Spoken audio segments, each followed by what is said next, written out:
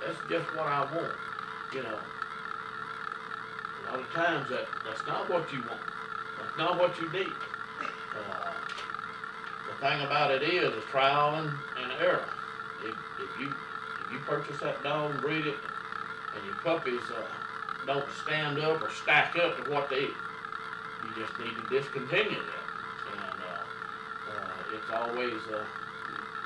always a chance that even you purchase a dog from a good, well-known person that just don't fit in your program, your breeding program. And okay. The next question, a little bit about people in general wanting to own American Bulldogs. What kind of person do you think is or isn't suitable for owning an American Bulldog? Is there any, what type of person do you think should not have a Bulldog that's going to require what a Bulldog requires, and what kind of person is suitable for owning one? well, in all my advertisements, I advertise that my dogs are family oriented. They love children. They're super intelligent with a low temperament, but a natural protector. And I was just talking to a person, I can't remember just which one, just a few days ago, and they said, well, Mr. Miles said, these dogs are so good and they're so intelligent that they know when they're playing with a 2-year-old, they play with that two-year-old like they are a 2-year-old. But when they play with a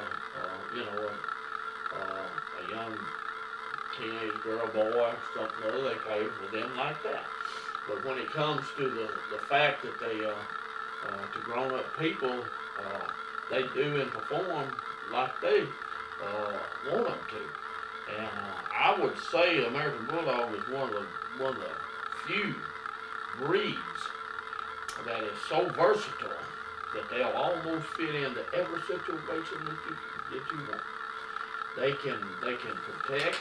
They can as a bodyguard, a security dog. They fit in with the children. I had a dog that I sold, and he won 2 championships in Florida in hog catching. And this is a worldwide event. And I think this is very good here. And I'm going to tell this, that they caught hogs, their championship, to prove their championship. They caught hogs a little bit different than a lot of other people done.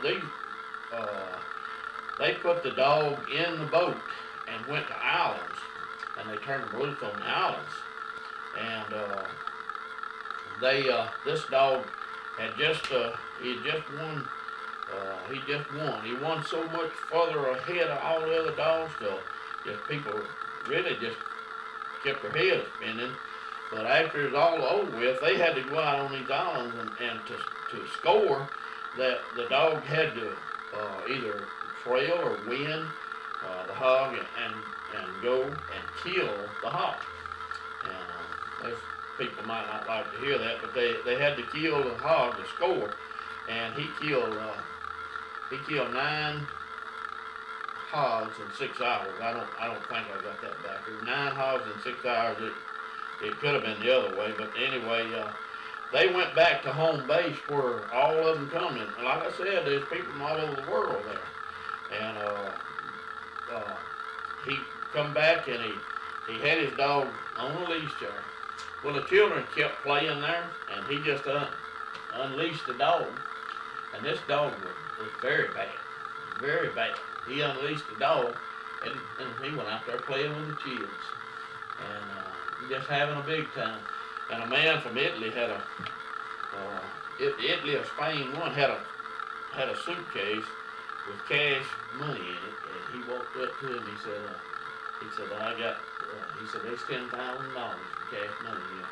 He said, I'll give it for your dog. And the man said, no, he's not for sale.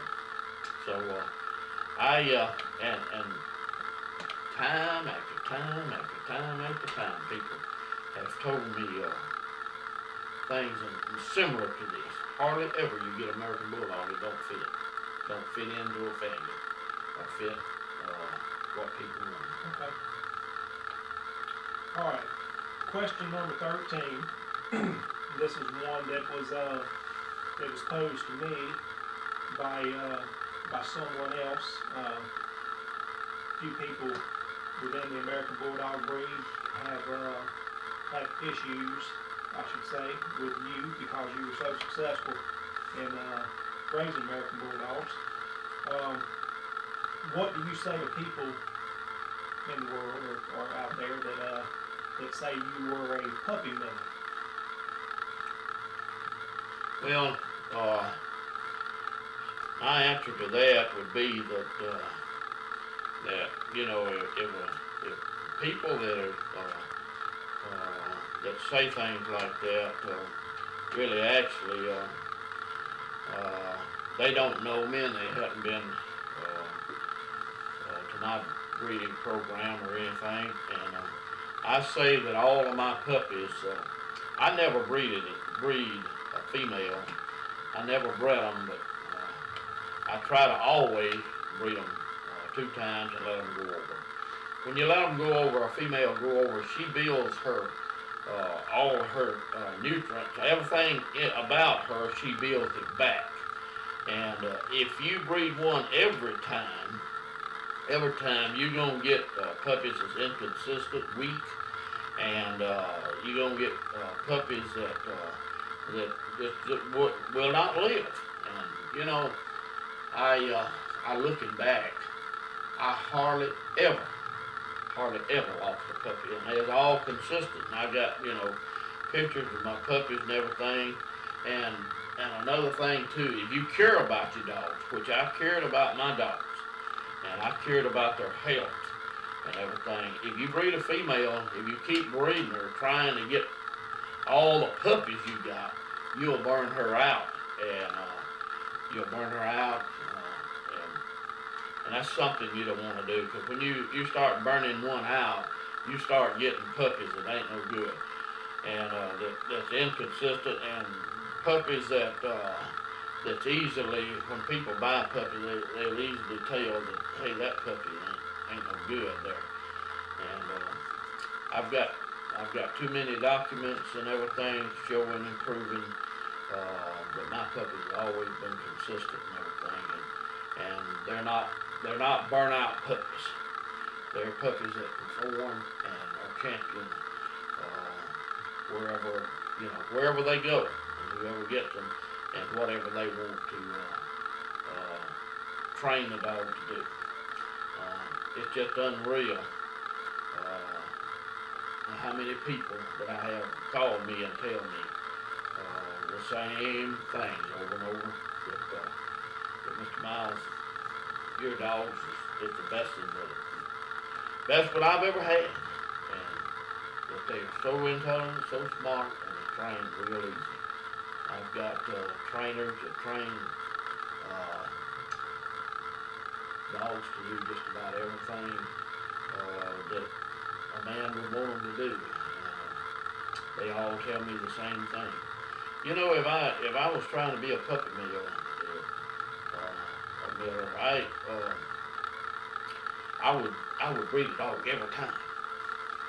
I'd breed her repeatedly over and over and over and over, but I don't do that. I select breed, and I breed dogs that make the best. But if I ever happen to breed, and I know it's happened. I know it's happened 1 or 2 times. I bred a female, and the puppies just didn't turn out right, and I discontinued them. I would never breed it again. So if I was a puppy miller, I would just kept right on breeding no matter what they looked like. Right. And I've never done that. I've never done that. Okay. To follow that question up, question about you, about how many puppies do you think you have produced over the past 20 years or so? I don't know. I'd have to go back and do a lot of figuring, but I can tell you this, you probably laugh after what I said about the other question. And I tell you what, I can back up anything I say. And but for this question here, what, as far as I know, and I know of no other people, or no other breeder that's ever done it, but I've had as many as 190 puppies a year. Well, I only had that one time, and the year before that I had 150. And but you could go back, I could go back through my paperwork and give an estimation of how many I've had. But at that time, you probably owned many well, different dogs. I had some, and during that time, I had kept, and these is not even my brood dogs. I had kept about 60 or 70 breeding age dogs for my breeding program later on, and that's not even counting the dogs that I use for breeding. Right. Yeah, to get that many puppies, you got to have a large amount, and the fact that I had mentioned a while ago, you got to let dogs go over. Right. Every 2 years, you got to let them go over. Don't bring them third. And to have that many puppies, you've got to have a replacement all in there for all of those you let them go over. If you let a dog go over, it's almost a year before you get puppies that's ready to sell from that female. It's almost a year.